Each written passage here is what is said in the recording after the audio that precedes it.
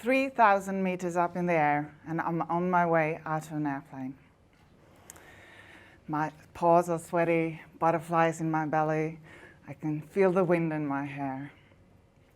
It's super exciting and terrifying, and we jump. With 200 kilometers an hour, we fall to the ground. Super exciting and terrifying. The parachute takes us safely to the ground. For me, that is how change can feel sometimes. We feeling all the feels and doing it anyway. Throwing ourselves out into the unknown and doing it anyway. So I felt totally doing it anyway. Yeah, it felt totally unreal to jump out of the plane, but I also was totally present and totally in the moment, and I felt alive. So my name is Frida Kabo. I'm a life study coach and possibility explorer. My saying is, when nothing is certain, anything is possible. And as a coach, I love to ask questions. So in my favorite experiment, we combine those two. Take your favorite saying and turn it into questions. So in my case, that would be, when nothing is certain, anything is possible. It would be, what is really certain? The answer is coming, not much. What is really possible? Well, anything. And then taking it a step further. So what do I want to create now that I know that anything is possible? So if you have a favorite saying or a favorite quote that you really like, turn it into a question and see what it tells you. Because it's something in there that really resonates with you. And by making it into a question, you make it actionable and something that you can act on. And as a possibility explorer, I truly believe that anything is possible. But growing up, I thought that so many things were certain. And I wanted to share some of the story with you today. So as you can hear, I'm not from New Zealand. I grew up in a good home in Sweden. I was trying to figure out life, trying to be a good girl, do the right thing. And I felt that there was more. I felt that there was something that I didn't understand about the world. I felt that I didn't fit in, and I was longing for adventure and something exciting. When I was 16, I moved away from home to study. And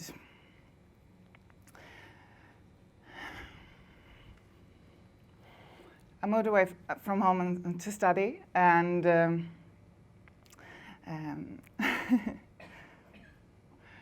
and the first year I went back to my parents every weekend, and the third and last year, I hardly went back at all. And this allowed me to transition into my independence.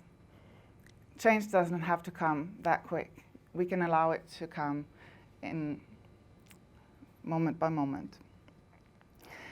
So after the study, I was ready for adventure. I was ready for the world. So I went to Cyprus and worked a season there. I remember crying myself to sleep every night the first week because I was so homesick. I missed my family, I missed my friends. But I also knew that that couldn't stop me from what I really wanted to do. So when we're in a change, it's okay to feel all the feelings, like we're going to hear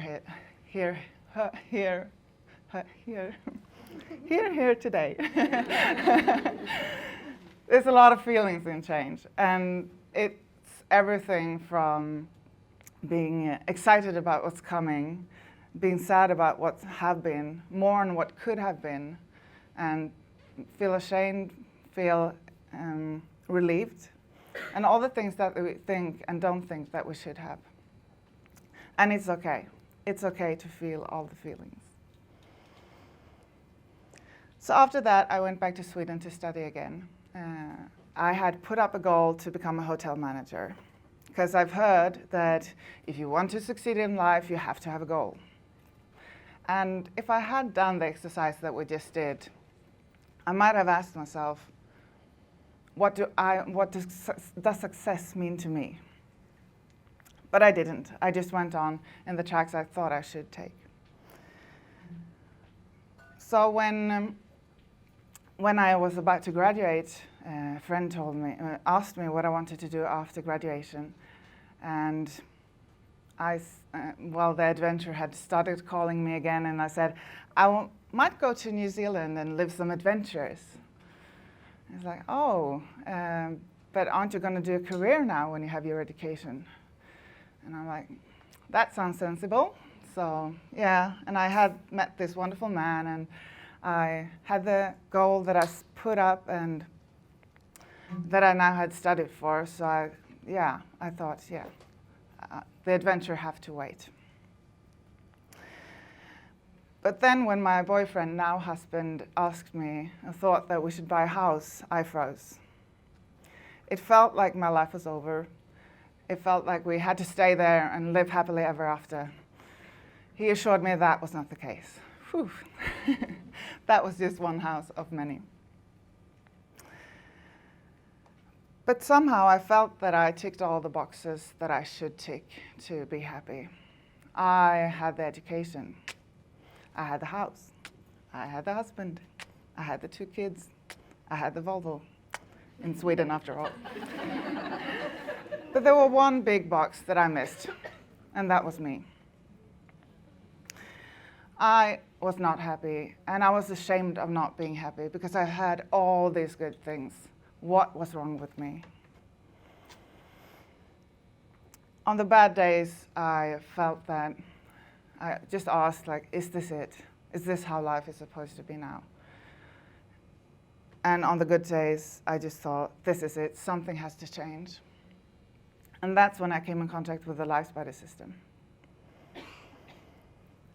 If a flower doesn't bloom, we don't blame the flower.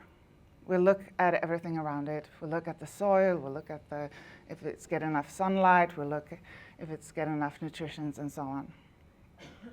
And we don't try to force a cactus to be a rose. So why do we do that with ourselves?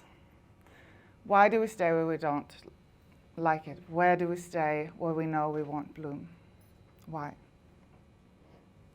With the Life Spider process, it's a coaching process that I went through. And with that, I realized who I was and accepted parts of me that I had tried to push away. Because when we grow up, we hear a lot of things that we should and shouldn't be. And we take that with us, we take that with us as adults. But some of those things are really good to be as adults. One thing that I heard growing up from a lot of my teachers was that I was too quiet in class. I should speak more. So that is something that I'm practicing. But with the Life Spider system, I saw that it was also one of my superpowers. Because I listen. I listen and I find the core in what's been said. And I realized that I also wanted to be a life coach, to help others see how amazing they actually are, and to really use that superpower and to help others the way I had been helped. So I started my own business, and I helped others create the freedom, and I created the freedom that I wanted in my life. Now, my husband has always wanted to try and live somewhere else than Sweden. He had said a lot of different countries, and when he said New Zealand, I knew it was time for adventure, and we jumped. This was a 9-month jump. It was 9 months from that we took the decision to when we set our foot in New Zealand, in our new homeland that I'd never been in before. It was 9 months of constant action taking and decision making. Where do we want to work? Where do we want to live? What about the kids? Telling my clients that the online calls would happen from a bit further away. Doing all the tests, health tests, English tests, getting the papers, selling our house and almost everything in it. telling goodbye to friends and family, and boy, feeling all the feelings. So it took us 9 months until we landed in Auckland. And we didn't know what to expect. We had 5 moving boxes and 1 suitcase each. We didn't know what to expect, except something else than the usual. Fast forward to 3.5 years. I have my own business as the first and only life study coach in New Zealand. I do workshops, talks, help clients to find what they really want. Not using a tick box, not anything like that, but just following what they really want. And I am where I want to be, doing things, expanding, and challenging myself, feeling that I can be me, and I'm happy to be me. And that is what I want for everyone else as well.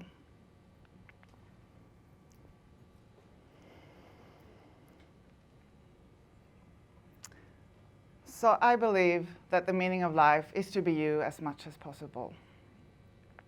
I believe that change can happen very quickly, but it can also happen slowly. It can be the nudges.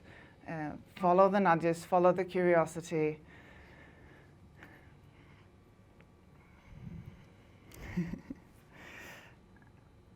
And I also feel that I feel the best when I have something exciting planned, like a trip or a talk or another adventure.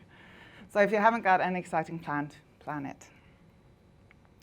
I believe that we have all the answers we need inside of us. It's all about asking the right questions. As the coach I am, I would like you to just take a minute and we do a checkout. So I just want to take a minute and tell your neighbor what has been the most important from this talk now, or from this moment today. One thing, and I would love to hear it as well. So tell your neighbor what the most important thing you took with you from this talk. Go.